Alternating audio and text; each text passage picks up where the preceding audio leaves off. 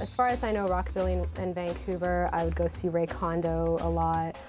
The railway was like my home base. There was a ton that was kind of like a place for people to go, and they know that, they knew they could go there and, hear rockabilly bands. And when I moved out west, I'd known of Ray Kondo for a long time, and I ended up meeting Ray and becoming good friends with Ray and his band, Pete Turlin and Steve Taylor and Steve McLeave and Jimmy Roy. And through those guys, that's been pretty much where I've really got a chance to really explore what I like to do. When I was in a band called the Nervous Fellas, there was we were playing, Harold Nick's band was playing, it was the Rockin' Fools, which Jimmy Roy was in, from Ray Kondo's band, and there was the Stingin' Hornets with a great singer named Howard Ricks, who still performs occasionally. It was really fun, and it was a good little scene happening in Vancouver back then. There was lots of clubs, lots of work. We ended up playing in Seattle and places like that, but more just for fun. It wasn't like we really needed to. There was plenty of work in Vancouver.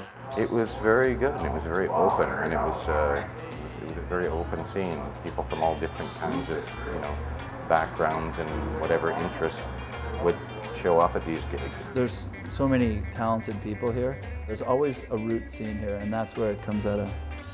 I think Vancouver's got a really good scene. It's a small scene, as any kind of roots rockabilly scene is usually quite small, but I think it's really dedicated here. Like, it hasn't really died out like other cities I've lived in. It sort of comes and goes. It's consistent here. There's been a scene here since the mid-'80s, and I'm sure before that as well. So. Because rockabilly's been kind of like a sheltered existence in Canada for a lot of years. It's like always a really small cult following. I think right now it's kind of getting bigger, though. There's a lot more people getting into it. It's nice to see. There's always going to be young women who are going to be interested in the style, the aesthetic, the nostalgia of burlesque, and it's going to keep coming back. And honestly, when you mix girls, music, and striptease, it's, and alcohol, it's never going to go out of style. I mean, it's actually, it's almost like we live in an era where people just kind of pick little pieces of the 20th century that they like. I got my guitar, my leather jacket, my cowboy boots, and my girlfriend. That's all I need. It'd be a blast to be able to get in a time capsule and go back and go hear some of that music when it was happening, That'd be the greatest thing in the world.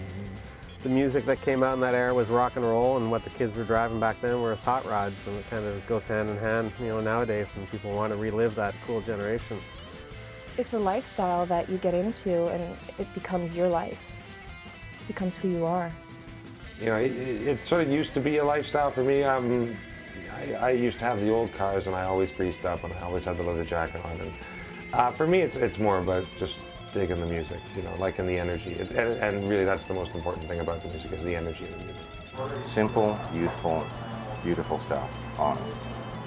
And that's what real rockabilly is like anyway. It's honest music.